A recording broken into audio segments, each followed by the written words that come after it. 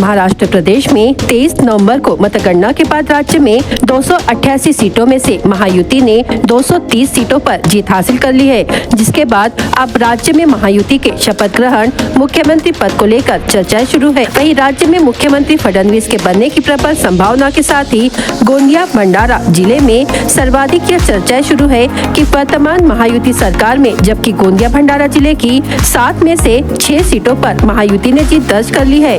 ऐसे में अब गोंदिया भंडारा जिले से मंत्रिमंडल में किसे स्थान प्राप्त होगा और कितने मंत्री बनाए जाएंगे। इस परिस्थिति में राजनीतिक विश्लेषकों द्वारा यह अनुमान लगाया जा रहा है कि वर्तमान महायुति सरकार में गोंदिया और भंडारा दोनों ही जिलों से 2 मंत्री बनाए जा सकते हैं और इसमें एक मंत्री राष्ट्रवादी कांग्रेस पार्टी के कोटे से हो सकता है तो वही दूसरा नाम भाजपा से हो सकता है।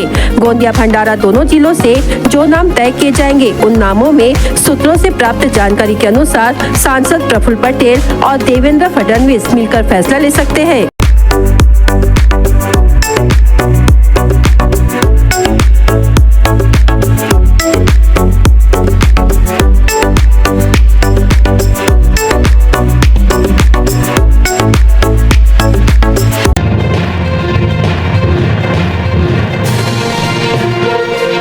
एसएससी राष्ट्रीय शिक्षा नीति के अनुसार तैयार राज्य पाठ्यक्रम में 10वीं परीक्षा को लेकर एक महत्वपूर्ण बदलाव का प्रस्ताव दिया गया। इसके अनुसार गणित और विज्ञान विषय में 35% अंक से कम और 20 अंक से अधिक होने पर 11वीं कक्षा में प्रवेश मिल सकेगा। राज्य शैक्षिक अनुसंधान एवं प्रशिक्षण परिषद की ओर से तैयार राज्य पाठ्यचर्या योजना के प्रारूप को राज्य सरकार से नियुक्त संचालन समिति ने अंतिम मंजूरी दे दी है। योजना राज्य शैक्षिक अनुसंधान एवं प्रशिक्षण परिषद की वेबसाइट पर उपलब्ध कराई गई है। कक्षा 10वीं की परीक्षा राज्य बोर्ड की ओर से आयोजित की जाती है। प्रचलित व्यवस्था के अनुसार एक छात्र को 10वीं की परीक्षा उत्तीर्ण करने के लिए सभी विषयों में कम से कम 35% अंक प्राप्त करने की आवश्यकता होती है। हालांकि कई लोगों के लिए गणित विज्ञान विषय का डर बना रहता है। कई छात्र उस दबाव में असफल हो जाते हैं। उन्हें 11वीं कक्षा में प्रवेश मिलता है क्योंकि उनके पास 17 बनाए रखने की अनुमति होती है, लेकिन अनुत्तीर्ण विषय को पूरक परीक्षा देकर उत्तीर्ण करना आवश्यक होता है। राष्ट्रीय शिक्षा नीति में हुए बदलाव के मुताबिक अगर किसी छात्र को 10वीं कक्षा की परीक्षा में गणित और विज्ञान में 35 से कम और 20 से अधिक अंक मिलते हैं तो उस छात्र को 11वीं कक्षा में प्रवेश दिया जाएगा।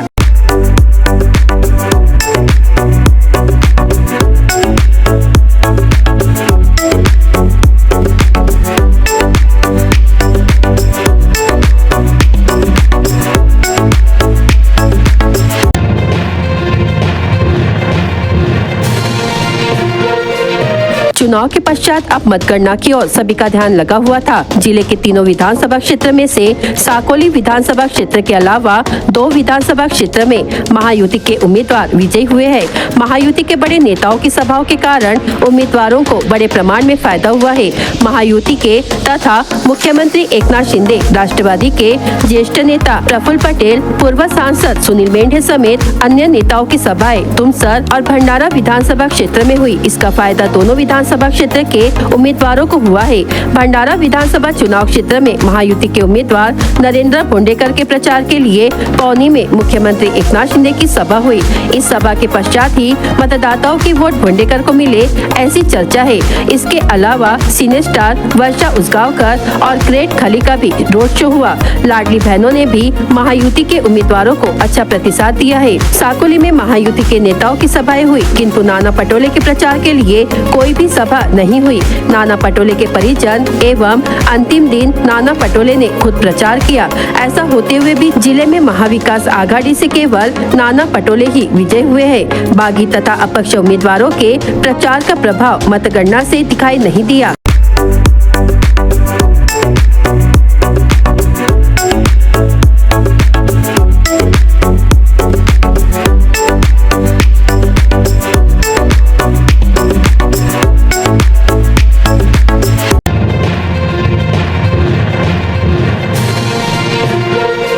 चिकित्सा शिक्षा एवं अनुसंधान निर्देशालय के अंतर्गत सभी सरकारी एवं दंत चिकित्सालयों में 60 वर्ष से अधिक आयु के वरिष्ठ नागरिकों की वर्ष में 2 बार निःशुल्क स्वास्थ्य जांच कराने का निर्णय लिया गया है। उस कार्ड में आयुष्मान हेल्थ खाता क्रमांक होना जरूरी है। स्वास्थ्य जांच के लिए वरिष्ठों के पास Ayushman Bharat health account number होना जरूरी है। सरकार ने सभी वरिष्ठ नागरिकों को सभी स्वास्थ्य सुविधाएं मुहैया कराने के निर्देश दिए हैं। इसके तहत चिकित्सा शिक्षा विभाग के सरकारी अस्पतालों में वरिष्ठ नागरिकों की सप्ताह में 2 दिन स्वास्थ्य जांच के लिए आरक्षित रहेंगे। इसमें निःशुल्क परीक्षण किया जाएगा। भारत सरकार की ओर से दिए जाने वाले डिजिटल हेल्थ कार्ड में नागरिकों के स्वास्थ्य की पूरी जानकारी होगी। वरिष्ठों को कार्ड के साथ डॉक्टर का पर्चा साथ रखने की आवश्यकता नहीं है। जिन वरिष्ठ नागरिकों के पास आयुष्मान भारत कार्ड नहीं है, ऐसे वरिष्ठ नागरिकों ने सरकारी अस्पताल में नया कार्ड बनाने की अपील की गई है।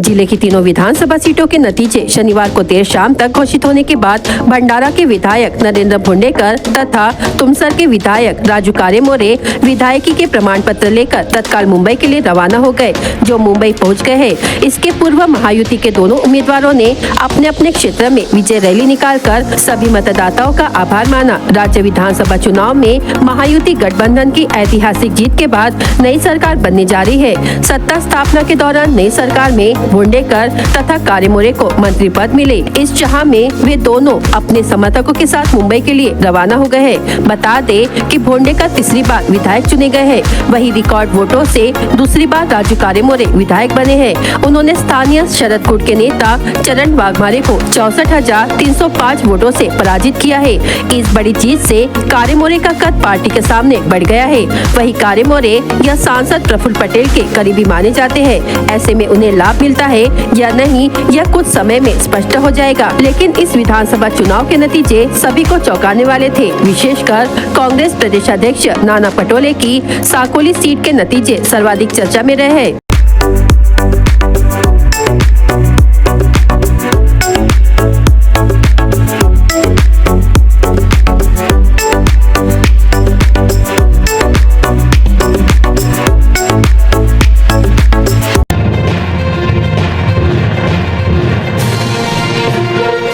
भंडारा जिले में रविवार का न्यूनतम तापमान 14 डिग्री सेल्सियस तथा अधिकतम तापमान 28 डिग्री सेल्सियस रिकॉर्ड किया गया। ठंड का असर दिखाई देने लगा है। नवंबर माह के अंत में पारा 14 डिग्री सेल्सियस तक लुढ़क गया है। ठंड और बढ़ने की संभावना बनी हुई है। वर्तमान में नागरिकों को गर्म कपड़ों, अलाव और गर्म पेय का सहारा लेना पड़ रहा है। शाम को हल्की हवाओं के चलते ठंड का एहसास होता है।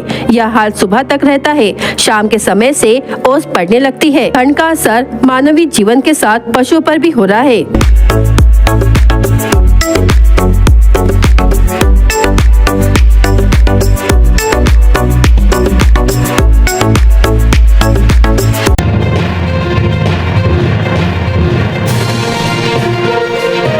राज्य में मुख्यमंत्री पद के दावेदार रहे कांग्रेस प्रदेशाध्यक्ष नाना पटोले के लिए विधानसभा चुनाव 2024 कई मायनों में यादगार साबित हुआ है। चुनाव जीतने की अपेक्षा लगभग खो चुके कांग्रेस कार्यकर्ताओं के लिए पटोले की जीत नई आस जगा गई। पटोले ने केवल 208 वोट लेकर राज्य में सबसे दूसरे कम वोटों के साथ जीतने का रिकॉर्ड अपने नाम कर लिया। वर्षों से साकोली विधानसभा क्षेत्र का नेतृत्व करने वाले पटोले की कूटनीति भी इस बार विफल होती नजर आई। साकोली क्षेत्र में पटोले के सामने भाजपा के अविनाश ब्राह्मण करते, जो दूसरी बार जिला परिषद सदस्य रहे हैं। उन्हें पंचायत समिति सदस्य के रूप में काम करने का अनुभव है। वह पिछले 3 दशकों से लाखांदूर क्षेत्र में जनता से जुड़े हुए हैं। ब्राह्मणकर को टिकट गई तो कुछ कांग्रेस पदाधिकारियों का मानना था कि पटोले यहां 50,000 से अधिक वोटों से जीत दर्ज करेंगे। कांग्रेस ने हर समय महायुति के उम्मीदवार को कमजोर मानकर चुनाव में काम किया। स्वयं पटोले भी अपने क्षेत्र में केवल 3 दिन प्रचार में रहे। यह स्थानीय वोटरों को रास नहीं आया। वोटरों का झुकाव अचानक महायुति के ब्राह्मण कर की ओर गया और पदाधिकारियों के अति आत्मविश्वास का असर कांग्रेस प्रदेश अध्यक्ष पटोले को भुगतना पड़ सकता था। ईवीएम और पोस्टल बैलेट के वोट मिलाकर नाना पटोले महायुति के उम्मीदवार ब्राह्मण कर से 208 वोटों से आगे रहे, जिससे मुख्यमंत्री पद के दावेदार पटोले राज्य में दूसरे सबसे कम 208 वोट लेने वाले विधायक बन गए हैं। इनसे कम 162 वोटों के साथ मालेगांव मध्य प्रदेश से MIM के मुफ्ती मोहम्मद इस्माइल विधायक बने हैं।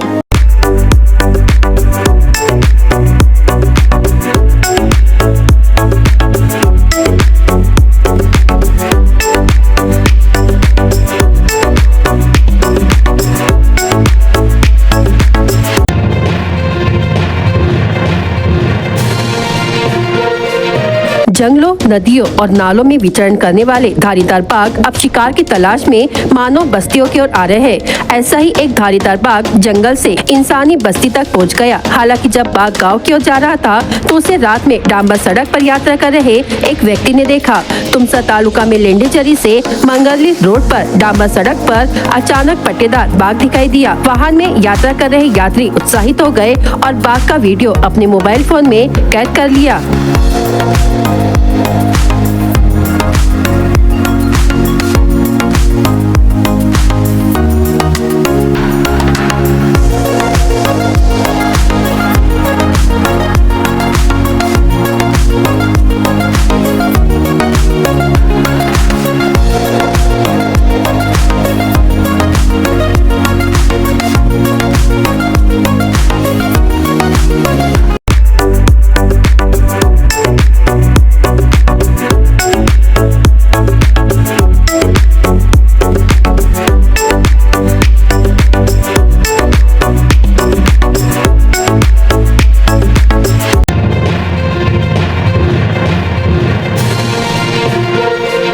तुमसर बालाघाट हाईवे पर खैरलांजी के पास एक ट्रक तेजी से बालाघाट की ओर जा रहा था। अचानक ड्राइवर का नियंत्रण खो देने से ट्रक पुल से नीचे गिर गया। यह हादसा सुबह करीब 7 बजे के बीच हुआ। इस घटना में वाहक की मौके पर ही मौत हो गई, जबकि चालक गंभीर रूप से घायल हो गया है। जैसे ही ग्रामीणों को घटना के बारे में पता चला, घायल चालक को अस्पताल पहुँचाया गया और आगे की जाँच की जा रही है।